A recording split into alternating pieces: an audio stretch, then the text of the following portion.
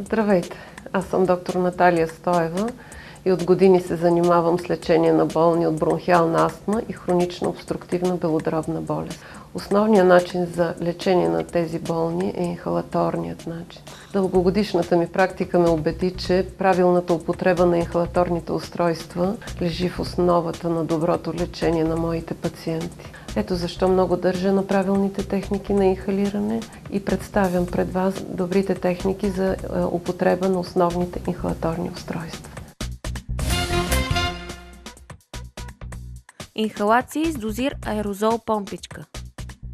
Отстранете капачката от мундштука. Разкладете помпичката 5-6 пъти и я дръжте вертикално с палец отдолу и показалец отгоре на дъното на помпата. Издишайте въздуха до край. Поставете помпата в устата. Натиснете показалеца и едновременно вдишвайте дълбоко. Задръжте въздуха, като броите на ум до 10. Издишайте. При необходимост от втора доза започнете от начало. Изплъкнете устата с вода и изплюйте.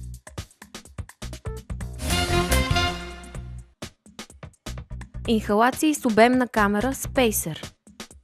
Спейсерът улеснява инхалирането и е предназначен както за деца, така и за възрастни. Използват се няколко вида инхалаторни камери.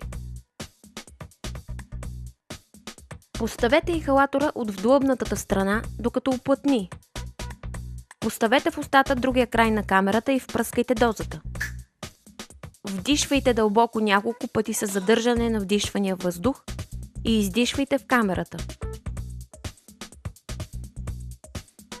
При нужда повторете дозата.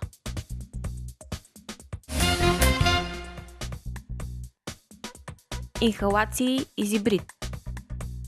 Отворете капачката на инхалатора. Издишайте въздуха до край. Поставете мундштука в уста.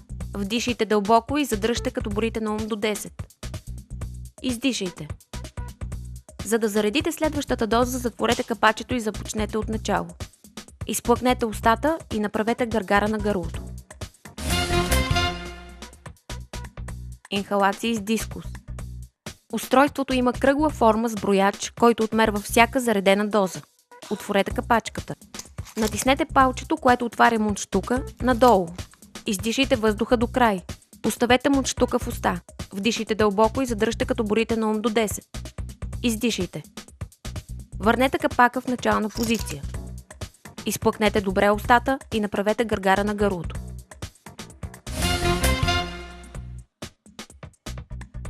Инхалации с турбохалер. Отстранете капака на инхалатора.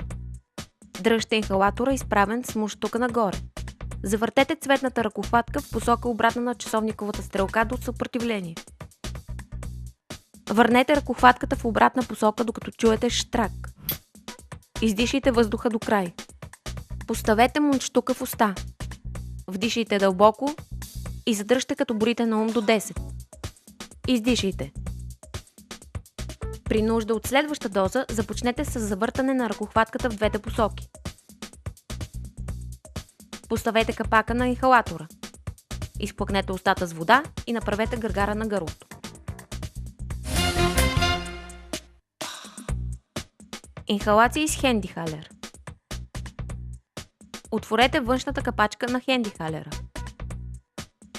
Повдигнете мундштука. Ще забележите гнездо, в което поставяте една капсула от инхалираното вещество. Затворете мундштука. Продупчете капсулата с натискане на бутона, разположен отстрани на хендихалера. Издишайте въздуха до край. Поставете мундштука в уста. Вдишайте дълбоко и задръжте, като броите на ум до 10. Издишайте.